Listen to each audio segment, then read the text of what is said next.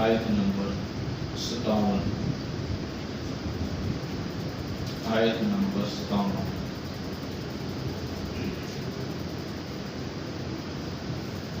اعوذ باللہ من الشیطان الرجیم بسم اللہ الرحمن الرحیم۔ اس آیت کا ترجمہ بھی اور مختصر تشریح بھی کی تھی۔ اس میں ایک لفظ ہے اِلیٰ رَبِّهِمُ الْوَسِیلَہ، وسیلہ پر مختصر روشنی ڈالی تھی۔ قرآن کریم نے بھی اس کے بارے میں فرمایا ہے یا ایھا الذین آمنوا اتقوا اللہ وابتغوا الیہ الوسیلہ، اے ایمان والو اللہ سے ڈرو اور اس کی طرف وسیلہ تلاش کرو۔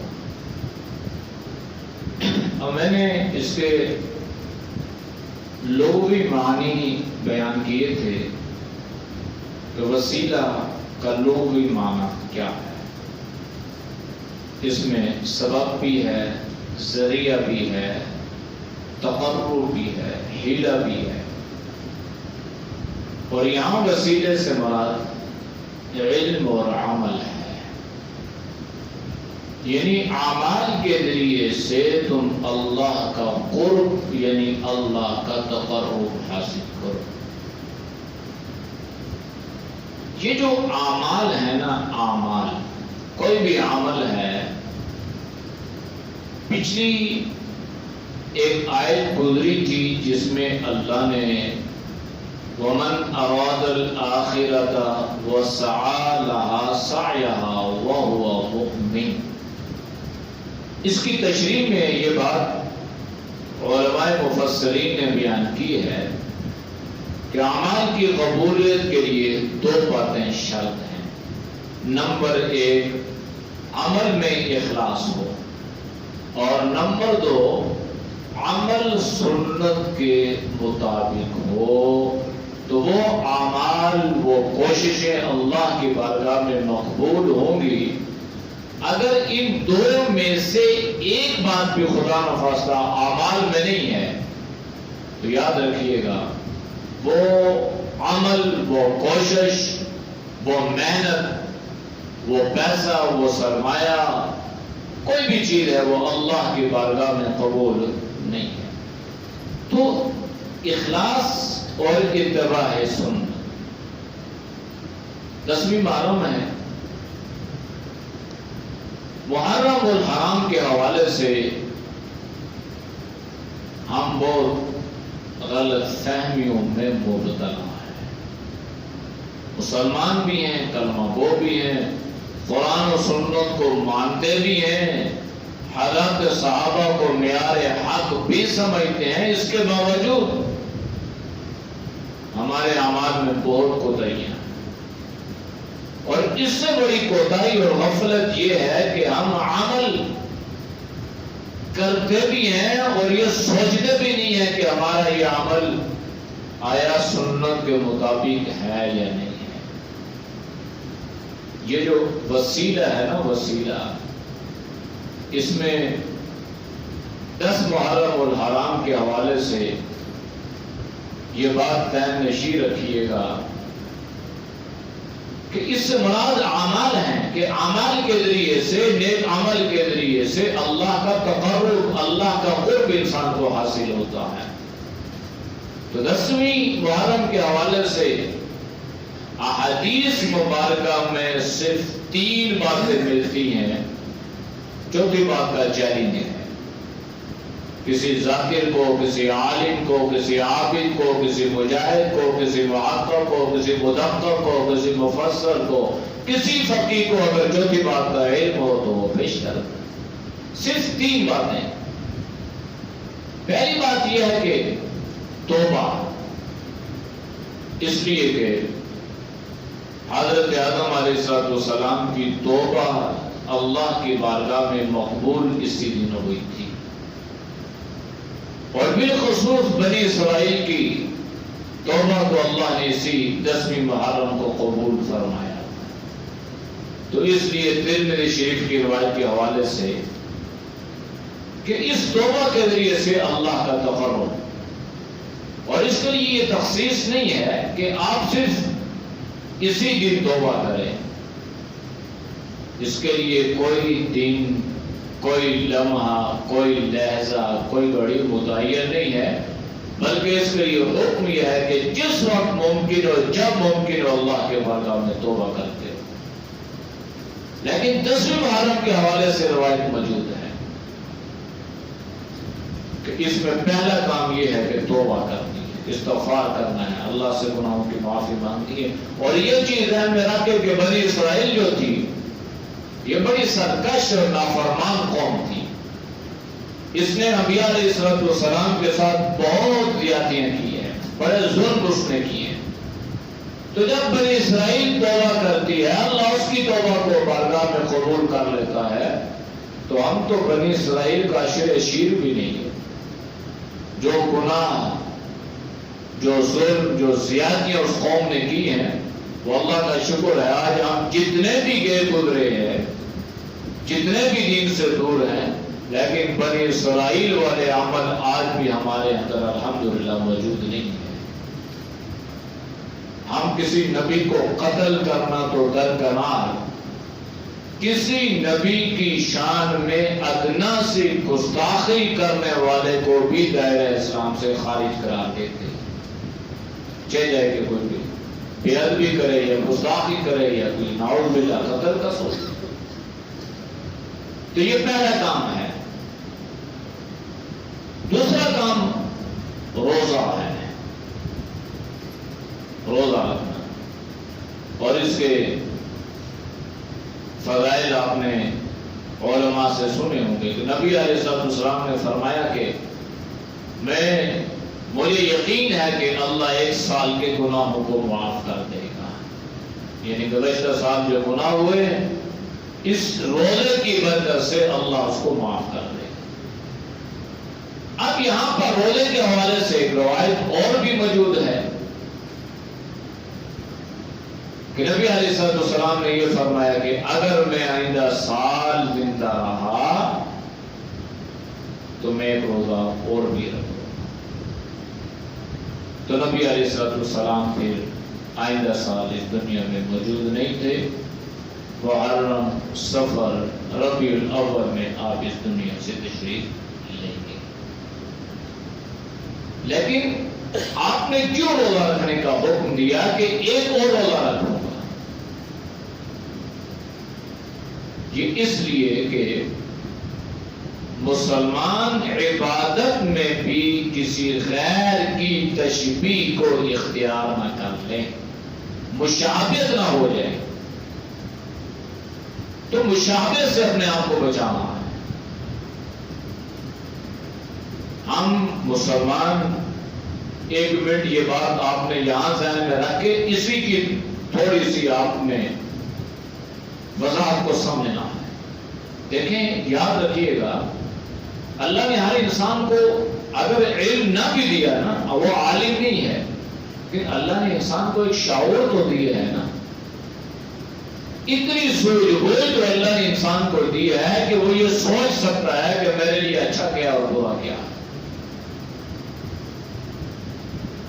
ہم یہاں پر جس چیز سے اللہ کے نبی نے منع فرمایا کہ مشابہت روزے میں اختیار نہیں کرنی، ہم شاید روزوں میں مشابہت اور اختیار نہ کرتے ہوں، لیکن ہمارے معاشرے میں بعض چیزیں نادانی کے طور پر ان کی مشابہت کو اختیار کیا جاتا ہے۔ جیسے اہل تشیع۔ اب وہ جو روافض ہیں ان کا اپنا ایک عقیدہ اور اپنا ایک نظریہ ہے۔ وہ حضرت حسین رضی اللہ تعالی عنہ کو اپنے نظریے اور عقیدت سے جیسے مانتے ہیں، اگرچہ اگر مورخین کی تاریخ کو انسان گہرائی سے پڑھے اور ایک مثبت ذہن لے کر چلے تو حضرت حسین رضی اللہ تعالی عنہ کے جو قاتل تھے ان کی نشاندہی کرنا آج بھی مشکل نہیں ہے۔ کون تھے، کون کا حادثہ، کون سے عناصر تھے؟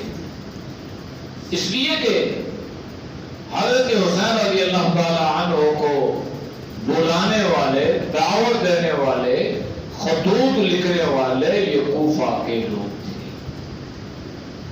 اور یہ جو کوفہ کے لوگ تھے نا، حضرت علی رضی اللہ تعالی عنہ کو بھی انہی لوگوں نے شریک کیا تھا۔ حضرت حسن کے کھانے میں زہر لوگوں نے ملائی تھی۔ حضرت عثمان رضی اللہ تعالی عنہ کے قتل میں، ان کے شہید کرنے میں یہ لوگ شامل تھے۔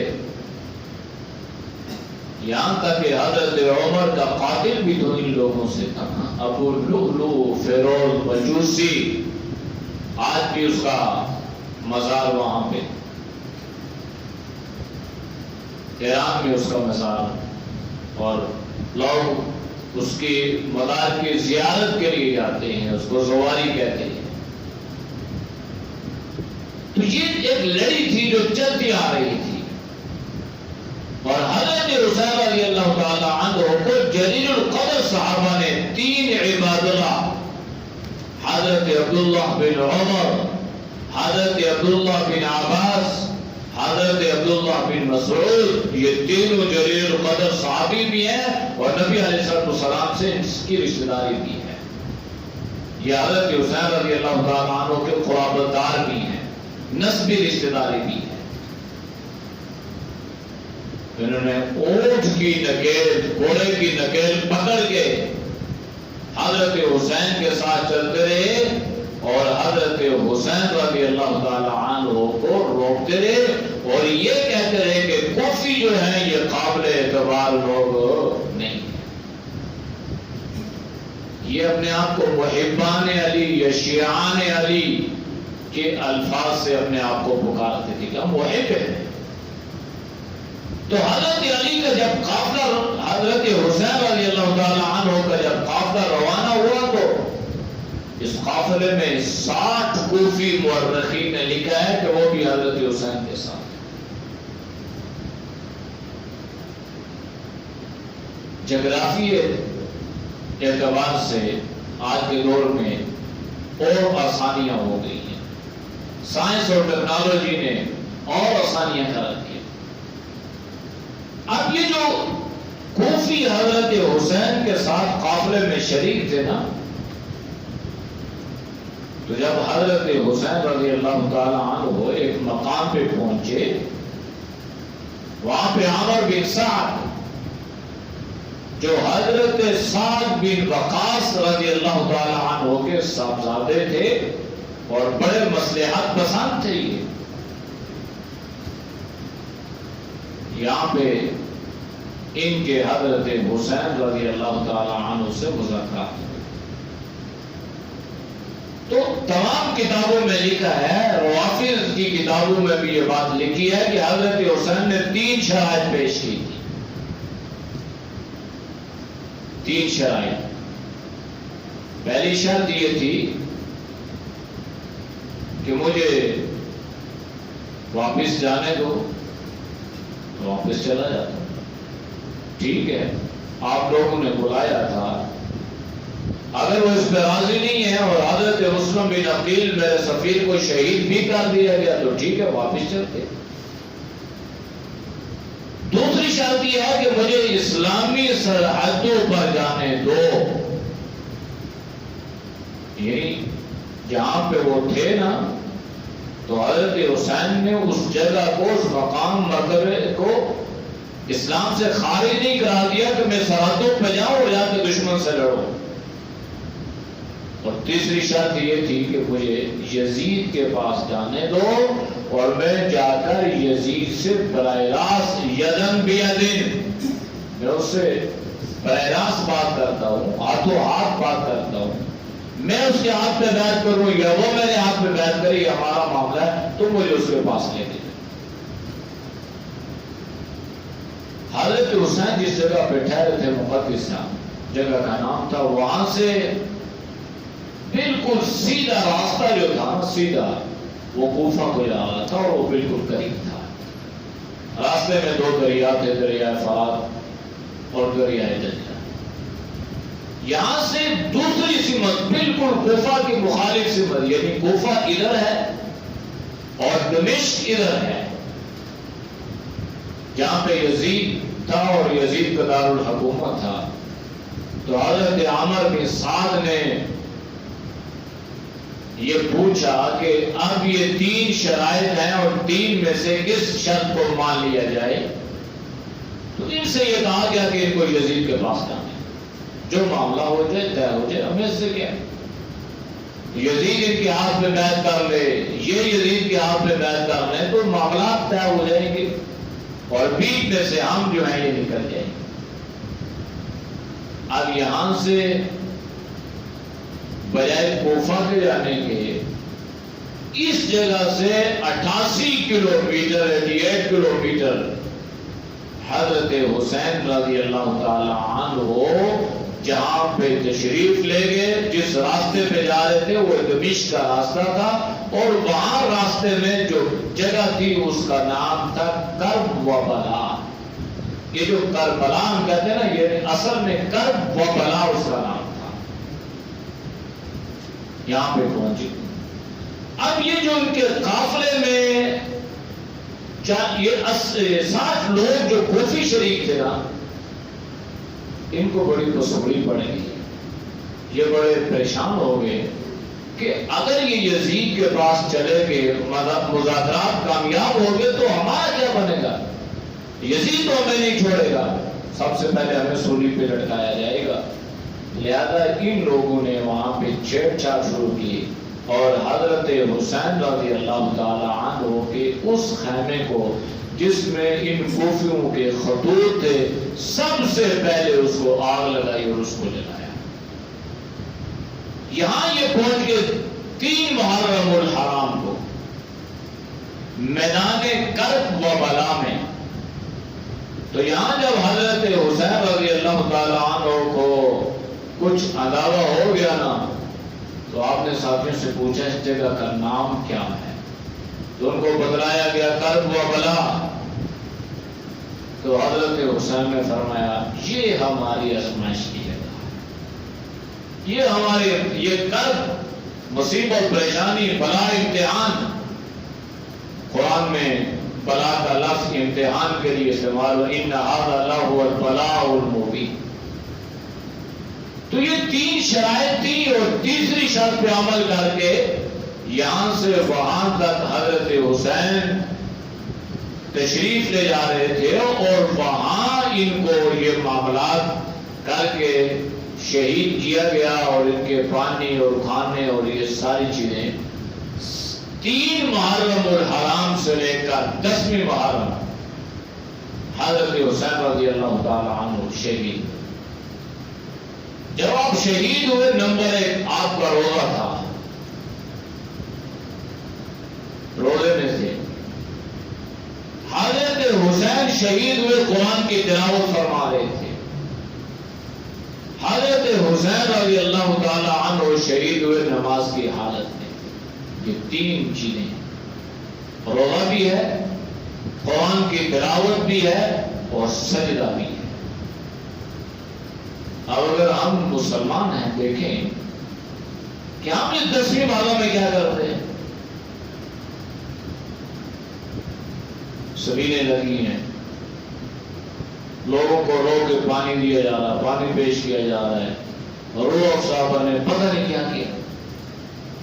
سوال یہ ہے کہ آیا اس دن صحابہ نے روزہ رکھا یا سبیلیں لگائی؟ انسان عقل سے سوچ بھی سکتا ہے نا، یہ فہم، شعور، عقل، قلب کی نعمت اللہ نے انسان کو عطا فرمائی ہے۔ تو اس میں حضرت حسین رضی اللہ تعالی عنہ ان پر تقریباً 7 دن پانی کھانا بند رہا، اور ان کے پاس جو اپنا ذات رہا تھا نا وہ بھی ختم ہو گیا۔ آپ حیران ہوں گے کہ حضرت حسین رضی اللہ تعالی عنہ کے مشکینے میں جو پانی پینے کے لیے تھا، جتنا بچ گیا آپ نے وضو، جو بچ گیا آپ نے دشمن کو دیا، وضو کرو نماز پڑھو۔ تو حضرت حسین رضی اللہ تعالی عنہ کا کردار یہ تھا، نام لے کر صرف ان کو وسیلہ بنا کے، صرف سوگ بنا کے، صرف ماتم کر کے، صرف جلوس نکال کے اور نعرہ حسینی لگا کے ہم اسے بری نہیں ہو سکتے کہ یہ سمجھے کہ ہم نے حق ادا کر دیا محبت اور عقیدت کا۔ یہ بالکل قطعی طور پہ نہیں ہو سکتا۔ حضرت حسین کے کردار کو، حضرت حسین کے اعمال کو، ان کے عقائد اور نظریات کو اپنائیں گے تو تب حسینی بنیں گے۔ کام ہمارے دشمن والے اور نعرہ ہمارا حسینی۔ تو اس لیے یہ دوسری چیز۔ تو اب یہاں جو میں نے بات بتائی تھی نا کہ مشابہت اختیار نہیں کرنی، تو اب سوال یہ پیدا ہوا کہ ہم یہ ساری چیزیں کر کے کس کی مشابہت اختیار کر رہے ہیں؟ من تشبہ بقوم فہو منہم۔ اللہ کے نبی نے فرمایا جو قوم کسی کی مشابہت اختیار کرے گی وہ انہی میں سے ہوگی۔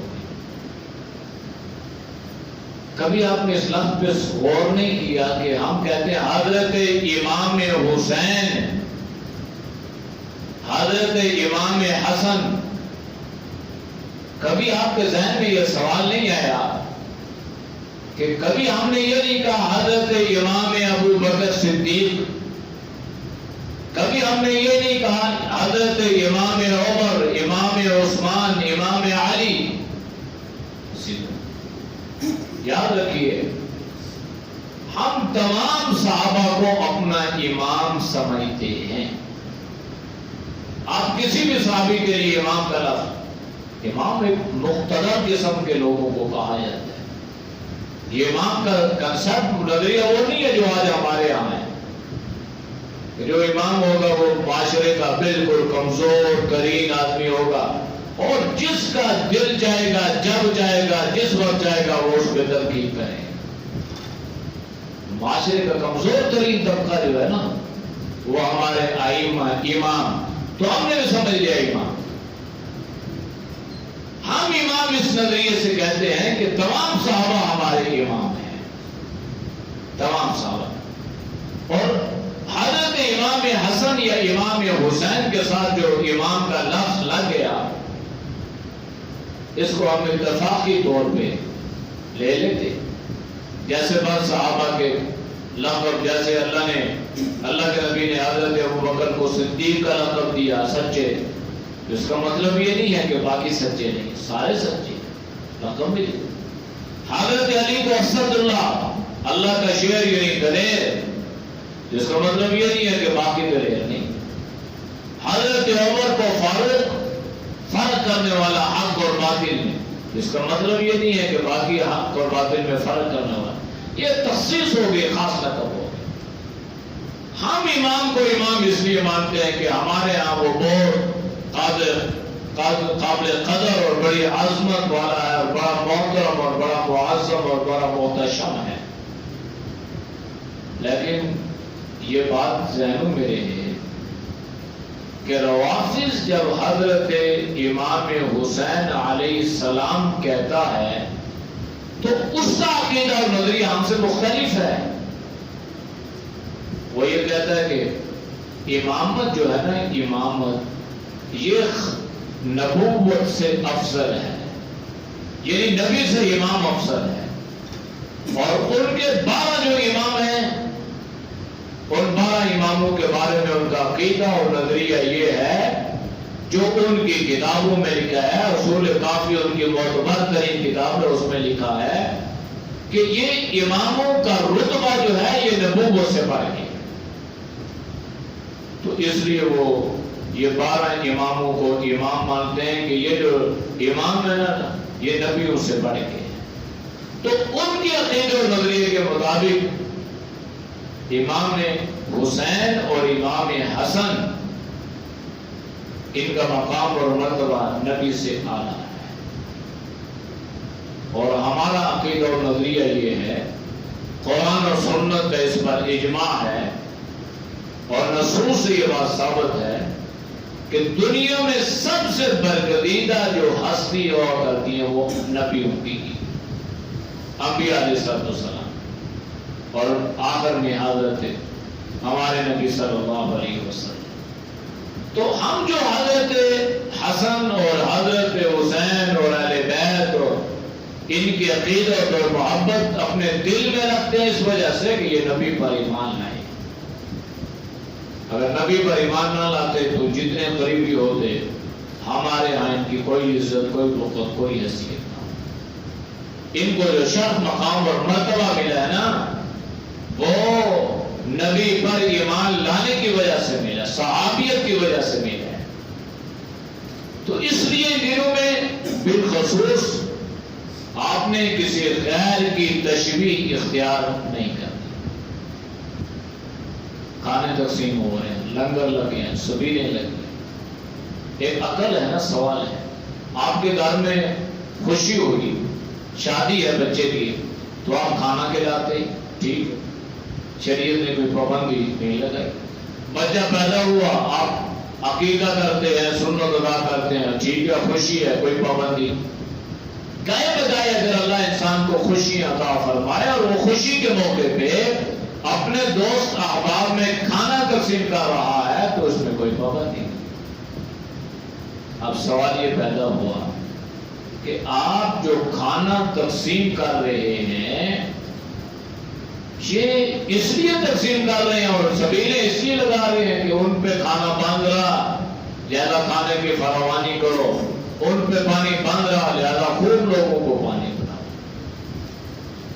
سوال یہ پیدا ہوا کہ پانی حضرت حسین اور آپ کے گھر والوں پہ بند رہا نا، میرے اور آپ پہ تو پانی نہیں بند. یا مجھے اور آپ کو اگر کوئی پانی پلائے گا تو اس کا فائدہ حضرت حسین اور ان کے گھرانے اور ان کو شہداء کو کیا ہو.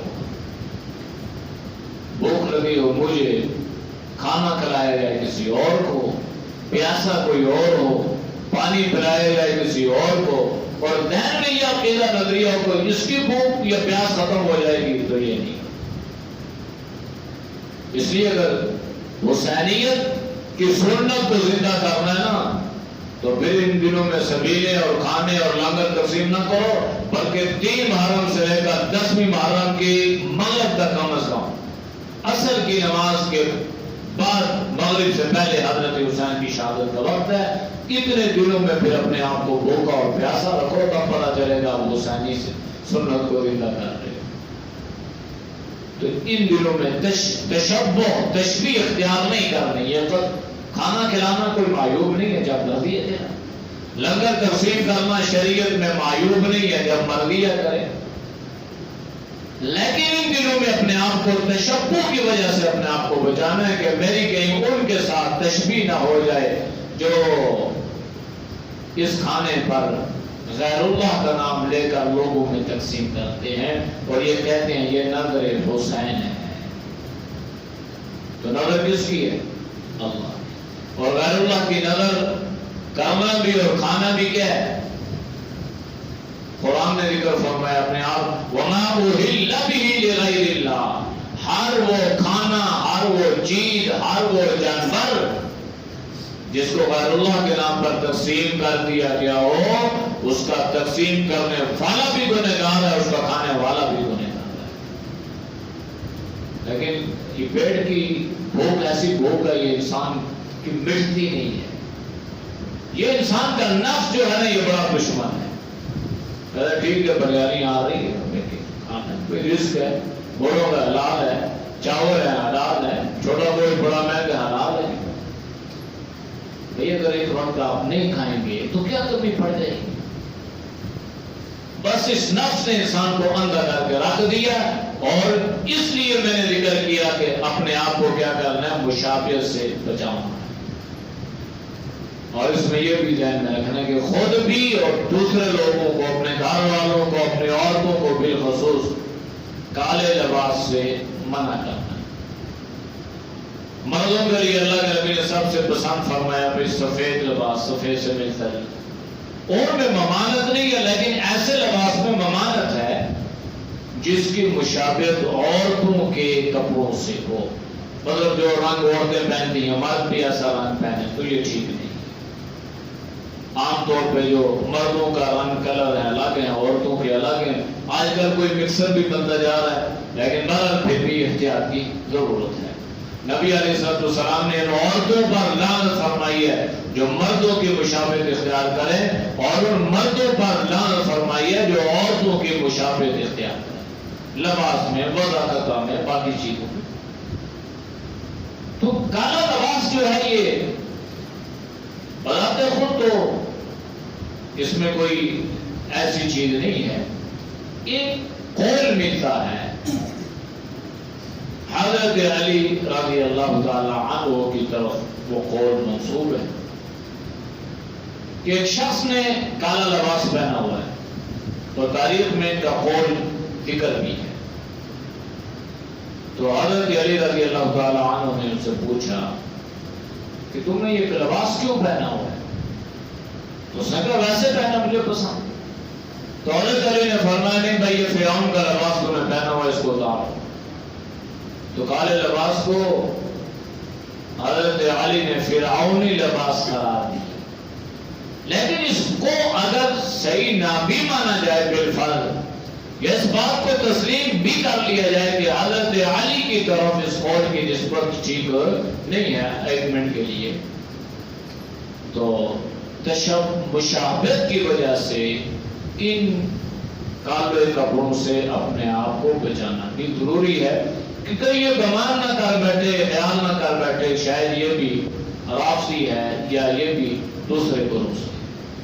اس لیے خود بھی اور اپنی اور کو، یہ باتیں میں سے ذکر کر رہا ہوں نا، ہم مسلمان سادے ہیں تو دیکھا دیکھی جو کالا لباس، بھائی عقیدت ہے، محبت، تو اس عقیدت اور محبت کی بنیاد پہ نا ہم انٹی تقلید کی طرف چل پڑتے ہیں، اور اس کا نتیجہ یہ ظاہر ہوتا ہے کہ خود بھی گمراہ ہوتے ہیں، دوسروں کو بھی گمراہ کرتے ہیں. تو یہ دوسری چیز میں نے ذکر کی کہ اللہ کے نبی نے اس دن روزہ رکھا، اور آپ نے فرمایا اگر میں زندہ رہا تو روزے رکھوں گا تاکہ مشابہت سے میرا اسلام اور میرا مسلمان بچ جائے. تیسری چیز معجم طبرانی کی ایک روایت ہے، اور اس پر بھی محدثین نے کلام کیا ہے. ضعیف روایت ہے لیکن جو کہ عمل میں ہے تو اس کو قبول کر لیں. اس میں اللہ کے نبی نے فرمایا کہ اس دن جو آدمی اپنے گھر والوں پر فراخی کرے گا اللہ اس کے سال بھر کے رزق میں برکت عطا فرمائے گا. اب یہ رزق میں فراوانی سے یا اس سے کیا مراد ہے؟ اس سے مراد یہ ہے کہ آپ اپنے گھر میں اپنے بال بچوں پر، اپنے اہل و عیال پر خرچ کریں اور ان کو اچھا کھانا کھلائیں. یہ پہلے سے یہ بات اللہ کے نبی نے بیان فرمائی ہے. تو یہ تین باتیں جو ہے نا یہ احادیث کی کتابوں میں ملتی ہیں، اور یہ تین باتیں ہمارے لیے کرنا یہ باعث اجر و ثواب ہے. باقی باتوں کا ثبوت، چوتھی بات کا ثبوت یا پانچویں کا اگر کسی نے سنا ہو یا سنایا ہو یا پڑھا ہو یا کسی کا قول وہ تو بتا دے گا تو انشاءاللہ علم میں اضافہ ہو جائے. لیکن جتنے بھی محقق علماء ہیں ان کے نزدیک یہ تین کا قبرستان جانا، جا کے صفائی کرنا، پھولوں کی چادریں چڑھانا، مرد بذات خود قبرستان جانا، اس کی تو اللہ کے نبی نے تاکید فرمائی زور القبور، تو قبروں میں قبرستان جایا کرو. مانت نہیں, اللہ کے نبی نے پورے آداب قبرستان جانے کے سکھلائے ہیں مردوں کے لیے. عورتوں کے لیے چند شرائط ہیں, اس لیے علماء نے لکھا ہے کہ یہ شرائط پوری کرنا عورتوں کے پاس اور اختیار میں نہیں ہے, لہذا عورتوں کا نہ جانا ہی بہتر اور مناسب. مرد جائیں, زیارت کریں اپنوں کے لیے, تاکہ تعلق جو ہے نا اپنے بزرگوں کے ساتھ جڑا رہے, قائم رہے. لیکن بالخصوص اس دین کو اس کے ساتھ نتھی کرنا اور یہ سمجھنا کہ آج شاید کوئی بڑا اس کا اجر ہے. جیسے آپ صبح صبح یہ دن کو آپ دیکھیں قبرستان میں ایسے پھول بک رہے ہیں, مزے ہی مزے, تو سارے لوگ جا رہے ہیں. اگر آپ بالفرض ویسے ہی جا رہے ہیں, کوئی آپ کا یہ نیت یا ارادہ نہیں ہے, ایک الگ بات ہے, لیکن پھر بھی اپنے آپ کو مشابہت سے بچانا ہے. مشابہت اس میں ان لوگوں نے اپنے آپ کو ضروری سمجھ لیا, لہذا اس دن قبرستان جانا اس کو ضروری سمجھنا, کالے لباس پہننا, سبیلیں لگانا اور اس انداز سے کھانے تقسیم کر لینا, ایک گھر سے دوسرے گھر سے تیسرے میں, چوتھے میں, پانچویں میں, تو اس کا شرعاً میرے پاس قرآن و سنت کی روشنی میں کوئی ثبوت نہیں ہے. اور اگر کوئی مسلمان اس کو ضروری سمجھے گا تو یاد رکھیں, غیر اسلام کو اسلام سمجھ کے یا غیر دین کو دین سمجھ کے اگر کوئی مسلمان کوئی عمل کرتا ہے, بظاہر وہ بڑا خوبصورت نیک عمل ہے, شریعت کی روح سے وہ عمل بدعت بن جائے گا. اور بدعتی کی مذمت کو اللہ نے قرآن کریم اور جناب نبی کریم صلی اللہ علیہ وسلم کی فرامین میں سخت نفرت کا اعلان کیا گیا ہے. تو یہ مختصر باتیں میں نے کل ذکر کرنی تھی, لیکن کل فوتگی کی وجہ سے میں نہیں کر سکا. تو اگر اس حوالے سے کسی کے ذہن میں کوئی سوال ہو, کوئی اشکال ہو, کوئی اعتراض ہو تو وہ کر سکتا ہے. ویسے بھی کوشش کیا کریں اپنے علم کو وسیع کریں. اور علم کس طرح وسیع ہوگا کہ آپ سوچیں کہ بھائی یہ کیوں ہے, ایسے کیوں نہیں ہے. جیسے میں نے کہا نا کہ امام حسین کہتے ہیں امام حسن, تو باقیوں کو امام کیوں نہیں کہتے. تو اس طرح جو ہے نا اپنے دماغ کو وسیع کریں اور اس پہ سوچیں, پھر جو سوچ آئے اس کو عملی جامہ پہنانے کے لیے سوال کریں, تاکہ علم جو ہے نا یہ ہمارا بوسیدہ نہ ہو, علم ہمارا مضبوط ہو. علم مضبوط ہوگا تو انشاءاللہ اللہ عمل کی توفیق بھی عطا فرمائے. الحمدللہ رب العالمین والعاقبۃ للمتقین والصلاۃ والسلام علی النبی الکریم. اے اللہ ہمارے جتنے مسلمان دنیا سے رخصت ہو چکے ہیں, یا اللہ تو سب کی مغفرت فرما. یا اللہ جتنے بھی شہدائے کربلا ہیں, یا اللہ پوری امت کی طرف سے اللہ انہیں بہترین اجر اور بہترین صلہ عطا فرما. ہم سب کو شہدائے کربلا کے اسوے پر, ان کی تعلیمات پر, ان کے عقائد و نظریات پر یا اللہ عمل کی توفیق نصیب فرما. ان کی سچی محبت اور سچی عقیدت اللہ ہم سب کو عطا فرما. اے اللہ اس امت میں جتنی بدعات عقیدت اور محبت کے نام پر جنم لے رہی ہیں, اللہ ہم ساری بدعات اور رسومات اور خرافات سے ہم سب کو بچنے کی توفیق نصیب فرما. پوری امت کو اللہ ان بدعات سے محفوظ فرما. اے اللہ حضرات صحابہ کی سچی محبت عقیدت اے اللہ تو ہم سب کو عطا فرما. اے اللہ ہر طرح کی نفرتوں سے اللہ ہماری حفاظت فرما. ہماری خالدات بہن کا کل انتقال ہوا, ان کے لیے دعا فرمائے. اللہ مرحومہ مغفورہ کی مغفرت فرمائے. اللہ ان کے درجات کو بلند فرما, مقام علیین نصیب فرما. اے اللہ پسماندگان کو صبر جمیل عطا فرما. آمین بجاہ النبی الکریم صلی اللہ تعالی علی خیر خلقہ محمد وعلی آلہ وصحبہ اجمعین برحمتک